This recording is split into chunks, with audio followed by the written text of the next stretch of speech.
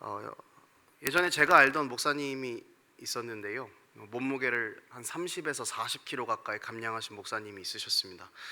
제 얘기는 아니죠. 대단합니다. 40kg가 빠졌다고 하면은 보통 몸에서 사람 한 명이 나간 정도의 무게잖아요. 그러니까 원래 110kg 정도 되셨다고 하는데 빼고 또 빼셔서 70kg대까지 이렇게 살을 감량을 하신 거죠. 그래서 목사님께 여쭤봤어요. 제가 목사님 어떻게 살을 빼셨나요? 근데 물론 뭐 그 목사님이 어떻게 살을 뺐는가에 대한 이야기를 듣는다고 해서 뭐 제가 그 방법대로 할 거라는 생각을 하지는 않았지만 궁금한 거죠. 40kg 가까이 빼니까 되게 신기하잖아요. 그랬더니 그 목사님이 이렇게 이야기하시더라고요. 저는 아무 생각도 하지 않고 하루에 3시간 이상씩 무조건 걸었습니다. 그러니까 뛰지 않은 거예요. 그냥 뛰지 않고 3시간을 그냥 하루에 무조건 계속 그렇게 1년을 넘게 걸으셨다고 해요. 그러니까 저녁에 퇴근하면은 그냥 먹을 거 조금 줄이고 그냥 3시간을 무조건 걸으셨다고 합니다. 그러니까 아무 생각 없이 그냥 찬양을 들으면서 걷다 보니까 1년이 지나 보니까 그냥 살이 빠져 있었다고 해요. 40kg가. 그래서 이게 루틴이 되기 시작하니까 지금도 될 수 있으면 2시간 이상은 무조건 걸으신다고 이렇게 이야기를 하셨습니다. 그러니까 40kg를 뺀 게 되게 신기하잖아요. 그래서 왜 그렇게 살을 빼셨어요? 이렇게 여쭤봤습니다. 근데 목사님이 계속 일반적인 사람들이 늘 한 해가 되면은 첫 번째로 삼는 목표가 그거잖아요. 1월 1일 우리의 목표 다이어트. 그리고 내일부터 보통 이러잖아요. 그러니까 주로 결심만 하셨다고 했어요. 그러니까 굉장히 공감됐어요. 저도 결심은 늘 해봤거든요. 근데 요즘은 결심도 안 해요. 근데 어, 어느 순간부터인가 이제 목사님이 몸이 너무 안 좋아서 병원에 가셨는데 모든 검사를 다 하고 의사를 만났는데 의사가 이 목사님에게 이렇게 이야기했다고 합니다. 죽습니다. 그러니까 모든 몸의 수치들이 너무 좋지 않고 이 수치들이 안 좋은 이유는 다 과체중으로부터 오는 거다라고 이렇게 이야기를 의사가 했다고 해요. 그래서 체중 조절을 하지 않으면 당장 당신은 내일 죽어도 전혀 이상할 것이 없습니다 라고 이렇게 이야기를 했다고 해요.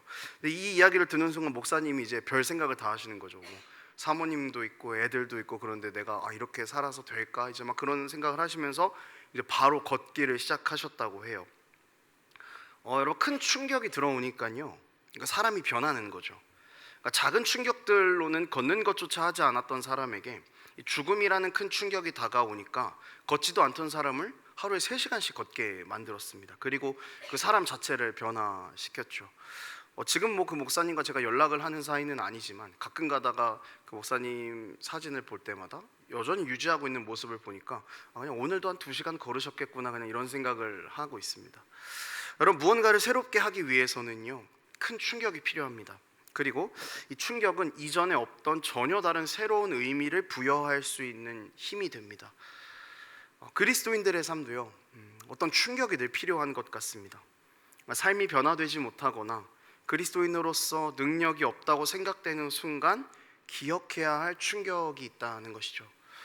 오늘 본문 가운데에서 우리를 변화시킬 수 있는 한 가지 힘은 어떤 것인지 살펴보고 다시 한번 우리의 넘어져 있던 삶들을 일으킬 수 있는 그런 시간이 되었으면 좋겠습니다. 오늘 본문은 예수님께서 예루살렘 성에 입성하셔서 하신 일들을 그리고 있습니다. 가장 먼저 들어가셔서 잘못된 이스라엘의 상태를 예수님께서 지적을 하셨습니다. 여기서 2가지 지적이 나옵니다. 첫 번째 지적은 무화과 나무에 대한 지적이었고요. 그리고 그 다음은 성전에 대한 지적이었습니다. 이 본문을 읽어보면 무화과 나무와 성전에 대한 예수님의 태도가 부정적이라는 것을 쉽게 느낄 수 있죠. 이 무화과와 성전은요 모두 이스라엘을 상징하는 것이라고 볼 수 있습니다. 과연 이 이스라엘을 상징하는 이 무화과 나무와 성전에 어떤 문제들이 있었을지 함께 살펴보도록 하겠습니다. 먼저 무화과 나무를 살펴볼게요. 예수님께서 시장하셨습니다. 그래서 그러던 중에 이제 무화과 나무를 발견하신 거예요. 그래서 그 나무 근처로 가면 혹시 무화과 나무에서 열매를 얻을 수 있지 않을까 하는 생각에 그 나무로 가셨습니다. 그런데 도착해서 보니까요 잎사귀만 있고 열매가 전혀 없었습니다. 그리고 예수님께서는 그 열매가 없는 무화과 나무를 저주하셨어요. 이것만 딱 놓고 보면 예수님이 되게 이렇게 쪼잔한 사람처럼 보이거든요.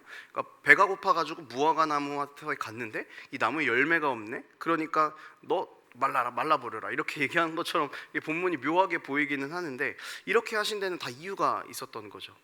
간단하게 좀 이야기를 하면은요 지금 이 무화과 나무를 만난 예수님의 이 시기는 무화과 나무가 열매를 풍성하게 맺을 시기는 아닙니다.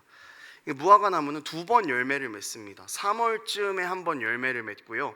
그리고 5월쯤에 또 열매를 맺습니다. 그래서 지금 예수님께서 예루살렘 성에 입성하신 시기는 6월절쯤이었는데요. 이 시기가 무화과 나무가 3월쯤에 열매를 맺는 시기였습니다. 이 3월에 열매를 맺는 무화과는요, 풍성한 열매가 아닙니다. 그러니까 작은 그런 무화과 열매예요. 그래서 맛있게 먹을 수는 없지만 그래도 어느 정도의 허기짐을 달랠 수 있는 그런 간식처럼은 먹을 수 있는 무화과 열매였던 거죠. 그러니까 풍성하지는 못하더라도 그래도 열매를 맺음으로써 무화과 나무는 최소한의 역할은 감당할 수 있는 그런 무화과 나무여야 했습니다. 하지만 지금 예수님께서 저주하신 이 무화과 나무는요, 지나가는 사람들의 허기조차도 달랠 수 없는, 그러니까 최소한의 역할도 하지 못하는 무화과 나무였던 것이죠. 그러니까 달고 큰 열매를 줄 수는 없어도 최소한 작은 열매 정도는 줄 수 있어야 하는데 그것조차도 하고 있지 못했던 것입니다. 그래서 예수님께서는 무화과 나무를 보고 저주를 하셨습니다. 영원토록 다른 사람들이 열매를 따먹을 수 없을 거라고 저주하셨고, 그리고 오늘 읽진 않았지만 뒷부분에 보면은 무화과 나무가 말라 있는 것을 이내 곧 발견하게 되죠. 왜 하필 무화과 나무였을까요? 그러니까 예수님께서는 지금 이 무화과 나무를 시청각 자료로 두고 수업을 하고 계신 겁니다. 무화과 나무는요, 이스라엘에서 손꼽히는 과일로 쓰임새가 매우 넓은 그런 나무 열매입니다. 무화과 잎은 빛을 가리는 데도 사용했고요. 열매는 잼으로 먹기도 했고, 그냥 먹기도 했고, 말려서 먹기도 했고, 여러 가지 방법으로 먹을 수 있었습니다. 그러니까 지금 우리 시대로 치면 치킨 같은 거예요. 삶아서도 먹고, 튀겨서도 먹고, 구워서도 먹고, 그냥 그런 열매가 무화과 나무 열매인 건데, 그리고 또 성전 안에서는요, 성경 안에서는 이 무화과 나무가 풍요와 하나님의 복을 상징했습니다. 구약 성경 안에서는요. 여러분, 구약 성경 안에서 특히 이 풍요는 어떻게 주어졌습니까? 하나님의 말씀에 신뢰할 때 이 풍요가 주어졌죠. 하나님의 말씀에 순종하고 하나님께서 원하시는 대로 살아가는 백성이 하나님이 주시는 풍요를 누렸다는 것입니다. 그러니까 예수님께서 무화과 나무에 대해서 지적하신 것은 하나님의 말씀에 순종하는 풍요가 더 이상 이스라엘에는 남아있지 않다라는 것을 지적하신 것입니다. 이 나무는 가만히 서 있다 저주를 당한 건데, 사실 3월에도 열매를 맺지 못하는 무화과 나무라면은요, 5월이 돼서 풍성한 열매를 맺어야 하는 시기에도 본격적인 열매도 당연히 맺지 못하는 나무인 것입니다. 그러니까 애초에 나무의 기능 자체가 안 되는 나무인 거죠. 그러니까 나무처럼 보이기는 하지만, 나무로서 그 자리에 서 있기는 하지만 나무의 기능을 할 수 없는 쓸모없는 나무라는 것입니다.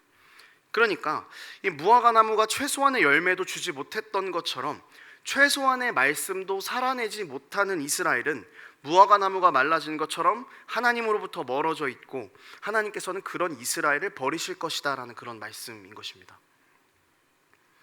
두 번째는 성전입니다. 여러분, 성전은 어땠습니까? 우리 주일에 계속 마태복음을 듣고 있는데요, 성전에 대한 이야기를 반복해서 좀 들었던 것 같아요. 성전은 이스라엘에게 어마어마한 자부심이었죠. 신이 우리와 함께하고 있다는 것을 가장 상징적으로 보여주는 것이 성전이었습니다. 이스라엘 백성들은 성전을 신앙의 중심지로 삼아서 생활했고요. 하나님께서 함께 하신다는 증거가 성전이었고, 그것을 이스라엘이 가지고 있었다면은, 여러분, 이스라엘 백성들의 그 성전의 모습은 어때야 했을까요? 경건한 모습과 더불어서 하나님의 뜻을 가장 잘 실천하고 하나님을 향한 예배가 올려드려지는 그런 장소여야 했을 것입니다. 그런데 예수님께서 예루살렘 성으로 입성해서 보신 그 성전은 완전 엉망이었습니다. 성전 안에서 장사를 하고 있었어요. 여기서 두 가지 문제가 발생합니다. 첫 번째는 성전에서 장사를 한 위치가 문제였죠. 성전 근처에서 장사를 하는 것은요, 어느 정도는 허용이 되었습니다. 이 장사를 하는 이유는 재물 때문이었거든요. 그러니까 6월절이 되면은 이스라엘 백성들이 전국 각지에서 성전으로 몰려들었습니다. 그래서 제사를 드렸죠. 그러니까 제사는 흠없는 제물로만 드려져야 했는데, 멀리서 오는 사람들의 제물들은 어땠겠습니까? 상처가 나기도 하고 온전한 상태의 제물이 아니었을 것입니다. 그래서 어느 정도는 성전 근처에서 제물을 파는 것에 대한 것이 허용이 되었습니다. 근데 문제는요, 이 장사를 한 장소였습니다. 성전을 제일 먼저 들어가면 이방인의 뜰이라는 곳이 있습니다. 이곳은 유일하게 유대인 외에 이방인들에게도 허용이 되는 성전 안의 유일한 공간이었습니다. 그러니까 이방인들이 예배를 드려야 하는 장소에서 다른 사람들이 장사를 하면 이방인들은 예배를 어디서 드리겠습니까? 그러니까 못 드리는 거죠. 그러니까 이방인들의 예배 장소를 빼앗은 것입니다. 그러니까 이 안에 깔려있는 유대인들의 마음은 어떤 마음이었겠습니까? 너희의 예배는 드려지지 않아도 괜찮다는 겁니다. 너희에게 내어줄 장소는 없다는 것이죠. 그러니까 유대인 우월주의인 겁니다. 여러분, 모두가 함께 예배하는 그 모습이 천국에서의 우리가 하나님을 찬양할 그 모습일 것입니다. 그리고 하나님께서도 원하시는 모습은 이런 모습이었을 것 같아요. 성전은 천국의 모습을 보여주어야 했습니다. 그런데 그 역할을 제대로 감당하고 있지 못했죠.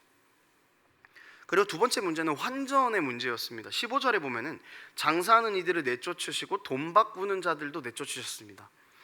이 당시 이스라엘은 성전세를 냈습니다. 성전세 반세겔은 두로의 은화를 냈어야 했어요. 그래서 성전세를 내려면 환전을 해서 성전세를 냈어야 했습니다. 이 과정에서 돈 바꾸는 자들, 그러니까 환전상들이 필요했던 것인데요.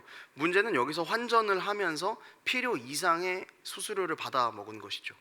그러니까 부정하게 돈을 번 것입니다. 이방인들이 예배 드릴 수 있는 장소도 빼앗았고요. 성전 안에서 부정하게 돈 거래가 오가고 있습니다.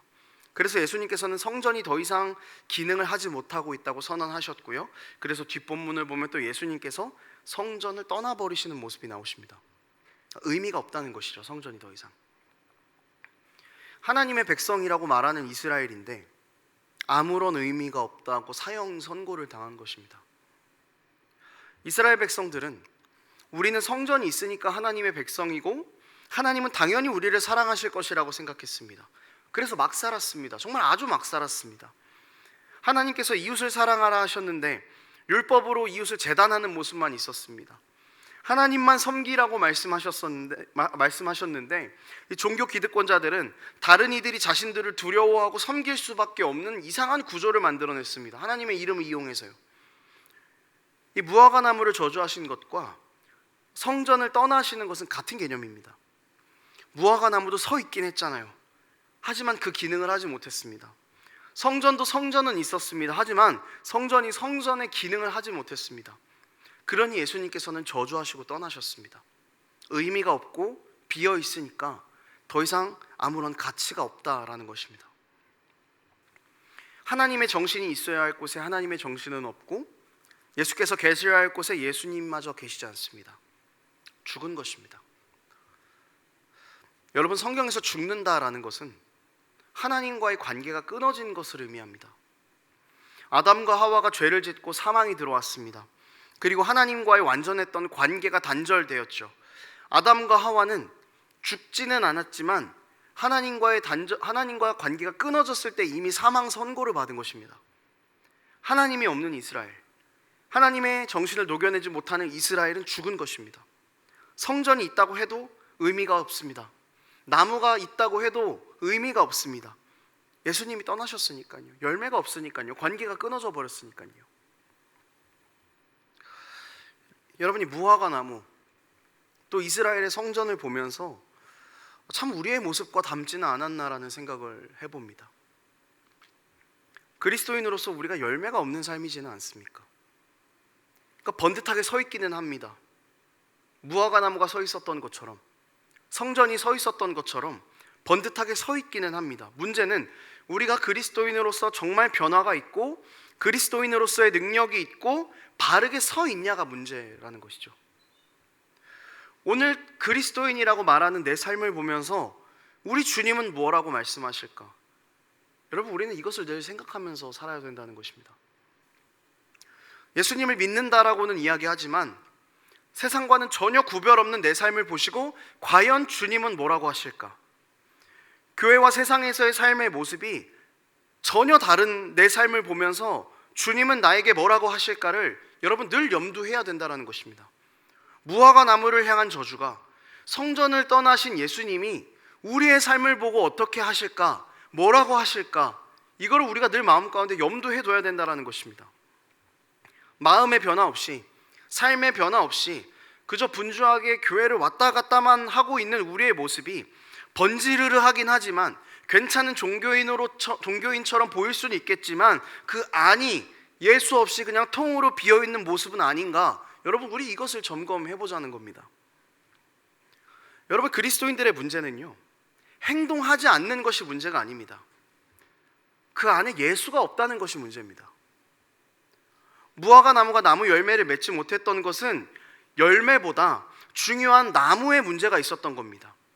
성전이 성전의 역할을 못하고 있는 것, 제사는 드려졌겠죠. 하지만 성전 안에 하나님의 정신이 녹아있지 않다는 것이 문제였습니다. 안이 문제였습니다. 겉이 아니라 그 안이 문제였다는 거죠. 여러분, 그래서 해결책이 무엇이겠습니까? 두 개의 해결책을 제시할 수 있습니다. 무화과 나무와 관련돼서 조금 비슷하게 우리가 해결책을 얻을 수 있는 구절이 있는데요, 이거 제가 읽어드릴게요. 먼저 고린도전서 15장 20절입니다. 그러나 이제 그리스도께서 죽은 자 가운데서 다시 살아나사 잠자는 자들의 첫 열매가 되셨도다.